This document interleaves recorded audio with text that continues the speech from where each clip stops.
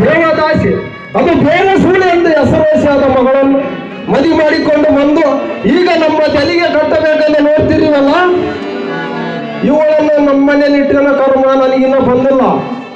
ಸ್ವಾಮಿ, ಇಲ್ಲಿ ಊರಿನಲ್ಲಿ ನೀವು ನಡೆದು ಬರ್ತಾ ಇದ್ರೆ ಎಲ್ಲರೂ ಎದ್ದು ನಿಮಗೆ ಗೌರವವನ್ನು ಕೊಡ್ತಾರೆ. ಅಂಥದ್ರಲ್ಲಿ ನನ್ನ ಸಲುವಾಗಿ ಈ ಪಾಪಿಯ ಕಾಲಿಗೆ ಬಿದ್ದು ಒತ್ತಿಸ್ಕೊಂಡು ಬಿಟ್ರಲ್ಲ ಸ್ವಾಮಿ. ಒದ್ದವನು ಬೇರೆಲ್ಲ ನನ್ನ ತಮ್ಮ ವಿಜಯ. ಇವನು ಸಣ್ಣನಿದ್ದಾಗ ಹೆಗಲ ಮೇಲೆ ಎತ್ತಿಕೊಂಡು ಬರುವಾಗ ತಮಾಷೆಗಾಗಿ ನನ್ನ ಕೆನ್ನಿಗೆ ಒಯ್ತಿದ್ದ. ಇಂದು ನನ್ನ ಮೇಲೆ ಕೋಪಕ್ಕಾಗಿ ನನ್ನನ್ನು ಜಾಡಿಸಿ ಹೋಗುತ್ತಾನೆ. ವಿಜಯ್, ನಿನ್ನ ಮೇಲೆ ನನಗೆ ಕೋಪವಿಲ್ಲಪ್ಪ, ಕೋಪವಿಲ್ಲ. ವಿಜಯ, ಎಂದು ಮತ್ತೊಬ್ಬರಿಗೆ ಎಂದು ಕೂಡ ಹಿಂಸೆ ಮಾಡಿದ ನನ್ನ ಗಂಡನಿಗೆ ಕಾಲಲ್ಲಿ ಒದ್ದೆಯಲ್ಲ, ಆ ನಿನ್ನ ಕಾಲುಗಳಿಗೆ ಹುಳ ಬಿಟ್ಟು ಸಾಕಿ ಗಾಯತ್ರಿ, ವಿಜಯನನ್ನು ಭಯಬೇಡ ಗಾಯತ್ರಿ, ಭಯಬೇಡ. ವಿಜಯ್, ನಾವು ಈ ಮನೆ ಬಿಟ್ಟು ಹೋಗಬೇಕಲ್ಲಪ್ಪ. ನಾವು ಈ ಮನೆ ಬಿಟ್ಟು ಹೋದ್ರೆ ನಿನಗೆ ಸಂತೋಷವಾಗುತ್ತದೆ ಅಂದ್ರೆ ಖಂಡಿತವಾಗಿ ನಾವು ಈ ಮನೆ ಬಿಟ್ಟು ಹೋಗ್ತೀವಪ್ಪ, ಹೋಗ್ತೀವಿ. ನಡಿ ಗಾಯತ್ರಿ, ಎಲ್ಲಾದ್ರೂ ಕೂಲಿನಲ್ಲಿ ಮಾಡಿ ಜೀವನ ಮಾಡ. ನಡಿ ಗಾಯತ್ರಿ, ಹೋಗೋಣ. ಮಾತು ಕೇಳು. ಆ ವಿಜಯ್ ನಿಮ್ಮ ಮಾವನವರನ್ನ ಮನೆ ಬಿಟ್ಟು ಹೋಗು ಅಂತ ಹೇಳ್ತಾ ಇದ್ದಾರೆ. ನೀನಾದ್ರೂ ಬೇಡ ಅಂತ ಹೇಳಮ್ಮ. ಗಾಯತ್ರಿ, ಬೇಡ ಅಂತ ಹೇಳುವುದಕ್ಕೆ ನಾನು ಯಾರು? ನೋಡು, ಈ ಮನೆ ವಿಜಯ್ದು. ಅವನು ಹೇಗೆ ಹೇಳ್ತಾನ ಹಾಗೆ ಕೇಳಬೇಕಲ್ವಾ? ನೋಡು, ಸುಮ್ಮನೆ ಹತ್ತು ಯಾಕೆ ಈ ರೀತಿ ನಿನ್ನ ಕಣ್ಣನ್ನ ನೀರ್ನ ವೇಸ್ಟ್ ಮಾಡ್ಕೊಂತೀಯ? ಹಾಗಂತ ನಾನೊಬ್ಬ ವೇಶ್ಯ ಮಗಳು. ಈ ಬೀದಿಯಲ್ಲಿ ಎಲ್ಲೇ ಇದ್ರೂ ಕೂಡ ನನ್ನನ್ನು ಯಾರು ಕೇಳೋದಿಲ್ಲ. ಆದ್ರೆ ನನ್ನ ಪತಿದೇವರು ಇಲ್ಲಿ ನಾಡನ್ನ ಆಡಿದ ದೊರೆ, ಅವ್ರೇನಾದ್ರೂ ಬೀದಿ ಪಾಲಾದ್ರೆ ಈ ಜಗತ್ತೇ ಅವ್ರನ್ನ ಆಡಿಕೊಂಡಾಡುತ್ತೆ. ಅದಕ್ಕಾಗಿ ಅವರೊಬ್ಬರನ್ನ ಈ ಮನೆಯಲ್ಲಿ ನೋಡಿ ನೀವು ಕಾಲಿಡಿದು ಬೇಡ್ಕೊಂಡು ಕಣ್ಣೀರ್ ಹಾಕೊಂತ ನಮ್ಮ ಮನೆಯನ್ನ ಸರ್ವನಾಶ ಮಾಡಿಬಿಟ್ಟಿದೆ. ಅದು ಯಾವ ಗಳಿಗೆಯಲ್ಲೇ ನೀನೇ ಮನೆಗೆ ಕಾಲಿಟ್ಟಿಯೋ ಏನೋ, ನಮ್ಮ ಶ್ರೀಮಂತಿಕೆ ಎಲ್ಲ ಹಾಳಾಗಿ ಹೋಯ್ತು. ಇನ್ನು ಕಣ್ಣೀರ್ ಹಾಕೊಂಡು ನಿಂತಿದೆಯಲ್ಲ, ಮೊದ್ಲು ಮನೆಯಿಂದ ಆಚೆ ನಡೆಯೇ. ಬಾಯಿ ಮಾತಲ್ಲಿ ಹೇಳಿ ನಿಮ್ಗೆ ಅರ್ಥ ಆಗ್ತಿಲ್ಲ. ಕತ್ತಿಗೆ ಕೈ ಹಾಕಿ ನೋಡ್ಕೊಂಡು ಬಾಯಿ ಇರ್ಕೊಳ್ಳಲು.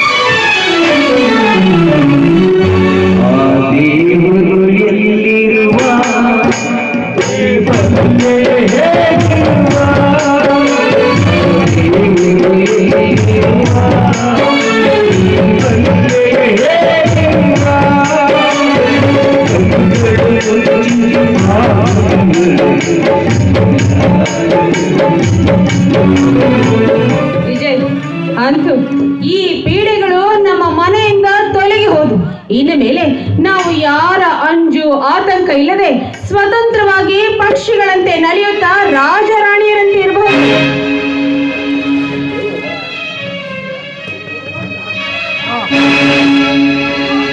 ಸಾವಿರಾರು ಜನ್ಮದ ಗೆಳತಿ ಸಿಂಗಾರ ಸೀಮೆಯ ಒಡತಿ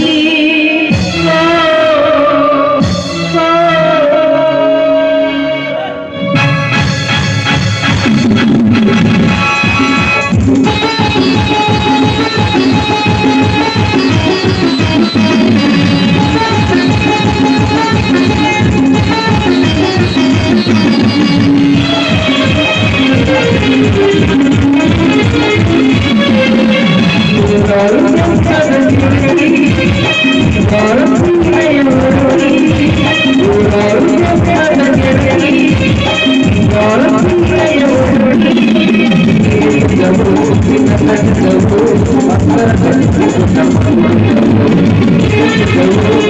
Thank